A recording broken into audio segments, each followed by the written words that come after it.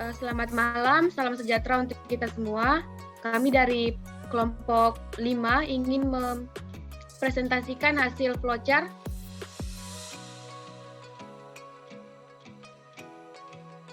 anggota kelompok dari kelompok 5. Yang pertama ada Despita Parialo, yaitu saya sendiri. Kemudian ada Nur Afita, kemudian ada Rahmawati, ada Wisudarni, dan ada Stefania Graciela.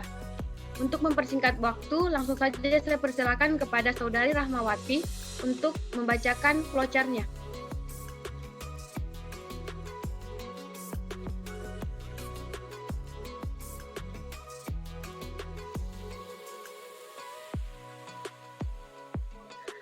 Baik, saya akan membacakan flowchart rumah sakit yang sudah kami kerjakan. Di sini ada beberapa entitas, yaitu pertama entitas kepegawaian, entitas admin, entitas PMIK, entitas TPPRJ, entitas poli interna, entitas poli gigi, entitas poli umum, entitas rawat darurat, entitas TPPRI, entitas RI, entitas penunjang, entitas operasi, entitas ICU, entitas ruang jenazah, entitas apotik, dan entitas administrasi. Oke, yang pertama itu STAR, di mana STAR itu ada di entitas kepegawaian, lalu input data pegawai, lalu proses yang keluar yaitu data kepegawaian.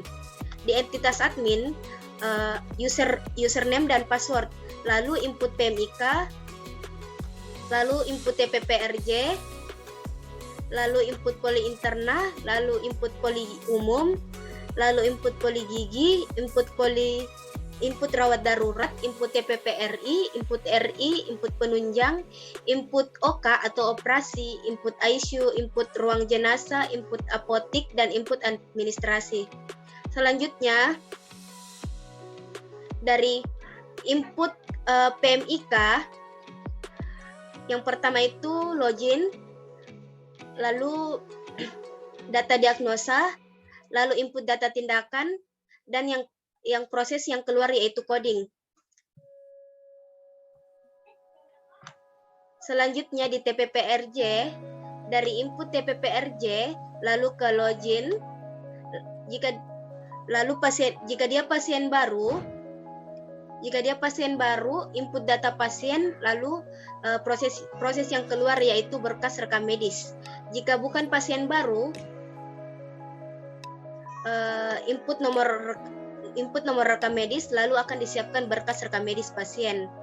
Selanjutnya dari TPPRJ pasien akan memilih jika dia rawat darurat, jika dia rawat darurat atau ya, dia akan input rawat darurat. Jika tidak, dia ke poli interna. Jika poli interna, yaitu input poli interna. Jika tidak, ke poli umum. Jika poli umum ya, input poli umum. Jika tidak, poli gigi. Selanjutnya jika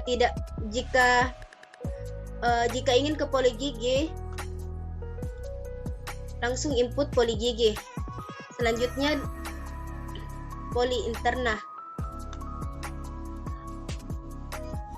Yang pertama itu konektor C. Konektor C itu melambangkan input poli interna, lalu login yang didapatkan jika dia dari TPPRJ ingin ke poli interna, berkas rekam medisnya akan ke poli interna. Lalu di poli interna login, setelah login input keluhan pasien, lalu prosesnya itu menentukan diagnosa dan tindakan. Lalu prosesnya akan mengeluarkan tindakan. Setelah dikeluarkan tindakan, jika ada pemeriksaan penunjang akan input pemeriksaan penunjang. Jika dia RI, dia akan input rawat inap. Jika tidak keduanya, antara pemeriksaan penunjang dan RI, akan diberi resep dan akan ke apotik. Selanjutnya poli gigi. Di poli gigi, input konektor E itu input poli gigi, di mana input poli gigi itu yang pertama kita lakukan login, lalu input keluhan pasien, lalu menentukan diagnosa dan tindakan. Lalu tindakan, setelah memberi tindakan akan diberikan resep, lalu dibawa ke apotik. Selanjutnya poli umum. Konektor D itu yaitu input poli umum, lalu login, lalu input keluhan pasien, lalu menentukan diagnosa dan tindakan, lalu tindakan. Jika ada pemeriksaan penunjang, akan diinput pemeriksaan penunjang. Jika dia rawat inap, akan ke input rawat inap. Jika tidak keduanya antara pemeriksaan penunjang dan rawat inap akan diberi resep lalu ke apotik. Selanjutnya rawat darurat. Konektor F ini adalah input rawat darurat, lalu login, lalu input keluhan pasien, lalu menentukan diagnosa dan tindakan. Selanjutnya tindakan. Jika ada pemeriksaan penunjang, jika ada pemeriksaan penunjang, akan input data pemeriksaan penunjang. Jika dia rawat inap, akan input rawat inap. Jika tidak keduanya antara pemeriksaan penunjang dan rawat inap akan diberi resep, input resep, lalu ke apotik. Selanjutnya di TPP RI, konektor G itu melambangkan input TPP RI, lalu login, lalu nomor rekam medis, lalu berkas rekam medis, lalu ke rawat inap atau konektor H. Selanjutnya rawat inap. Di rawat inap, konektor H itu melambangkan rawat inap sendiri, input rawat inap, lalu login, lalu menginput keluhan pasien, lalu menentukan diagnosa dan tindakan. Jika ada pemeriksaan penunjang akan input pemeriksaan penunjang, jika tidak lanjut ke operasi. Jika ada operasi langsung input ruang operasi. Jika tidak keduanya antara pemeriksaan penunjang dan operasi akan masuk ke ruang perawatan.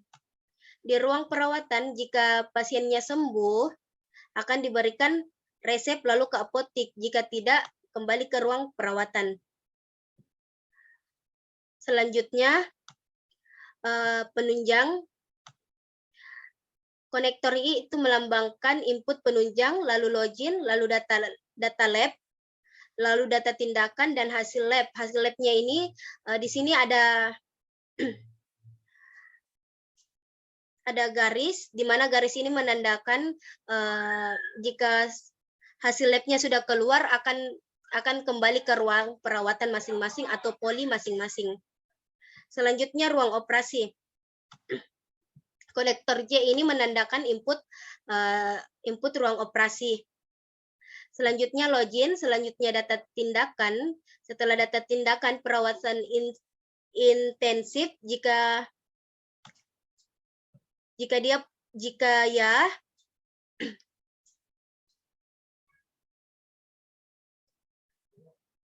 ya akan ke rawat inap, jika tidak akan ke ruang jenazah. Selanjutnya di ICU, konektor K itu menandakan input ICU, lalu login, data tindakan. Jika pasiennya meninggal, lanjut ke ruang jenazah. Jika tidak, kembali ke ruang rawat inap. Selanjutnya di ruang jenazah, konektor L itu menandakan input ruang jenazah, lalu login, lalu input data kematian, lalu proses yang keluar itu data kematian, dan dokumen yang keluar itu akte kematian. Lalu konektor N yang dibawa akte kematian itu ke administrasi. Selanjutnya apotik. Konektor M ini menandakan input apotik, lalu login, lalu data obat, input data obat. Proses yang keluar itu menerima resep, lalu menyiapkan obat, dan input data pemakaian obat. Dan konektor N itu administrasi. Selanjutnya entitas administrasi, di mana konektor N ini adalah input administrasi, lalu login, lalu input tarif pelayanan, lalu total dari dari pelayanan, lalu proses yang keluar yaitu bayar, dan selesai. Mungkin itu saja flowchart rumah sakit dari kelompok 5 yang bisa saya jelaskan, kurang lebihnya mohon dimaafkan, kembali ke moderator. Baik, sekian dari hasil presentasi kelompok kami. Kurang dan lebihnya mohon dimaafkan. Saya ucapkan terima kasih.